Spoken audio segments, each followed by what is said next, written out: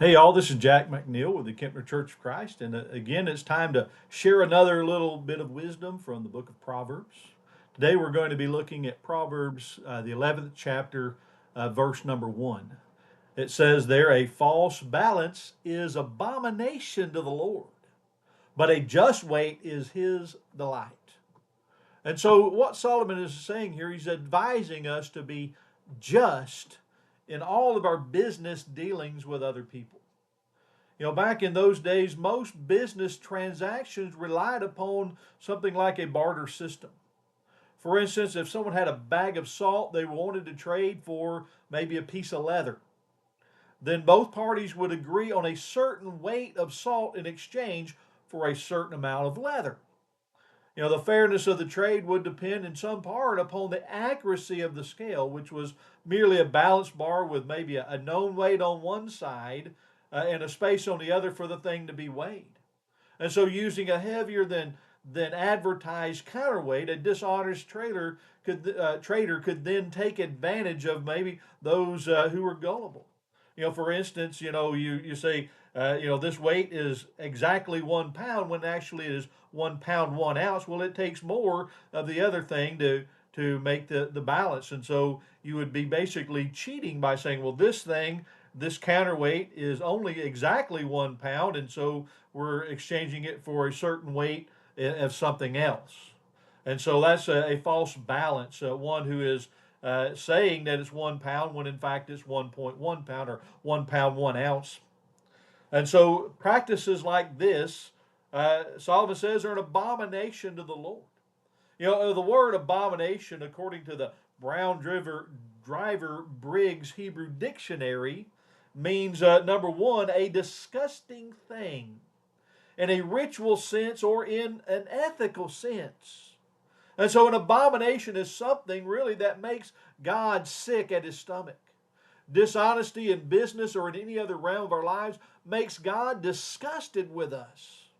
On the other hand, when we are honest and do right by our fellow man, God takes delight and pleasure in it. The word delight here is the opposite of abomination. God looks favorably upon the morally upright and godly business ethic. And so, in all of our dealings with our fellow man, we need to be as transparent and honest as we possibly can. Never try to take advantage. Sometimes you may be tempted, well, they gave you back an extra quarter, an extra nickel in change. It's always good to count that and make sure to return that which was given that was in error. And so we need to be morally upright to the best of our ability, to always be honest, never try to take advantage. In the world, Jesus said in Matthew chapter 10 and verse 16, he said, behold, I send you forth as sheep in the midst of wolves. Be ye therefore wise as serpents and harmless as doves. Christians are to be wise as serpents. There's nothing wrong with having a sharp business acumen, but this also must be counterbalanced by our being harmless as doves. And so we should go out of our way, if necessary, to be just and fair in all of our dealings with other people. There may be a temptation to, kind of fudge the numbers a bit just to take advantage of a situation, but we must refrain from all forms of dishonesty.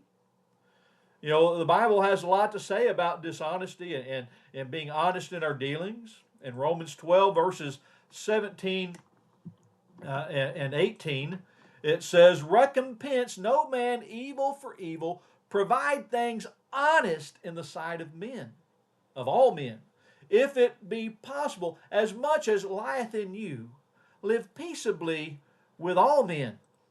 And then 2 Corinthians chapter 8, beginning there in verses 20 and 21, says, avoiding this, that no man should blame us in this abundance which is ministered by us, providing for honest things, not only in the sight of the Lord, but also in the sight of men. That was with regards to having those to come and take up the collection that was to be brought to Jerusalem, so that there would be honest men to ensure that what was done was correct. And then in 1 Peter chapter 2, verses 11 and 12. And we're told here, "Dearly beloved, I beseech you as strangers and pilgrims, abstain from fleshly lusts which war against the soul, having your conversation honest among the Gentiles, that whereas they speak against you as evildoers, they may by your good works which they shall behold glorify God in the day of visitation." And so, my friends, let us go out of our way to be honest in all of our dealing. Because as Proverbs 11 verse 1 tells us, a false balance is an abomination to the Lord, but a just weight is his delight.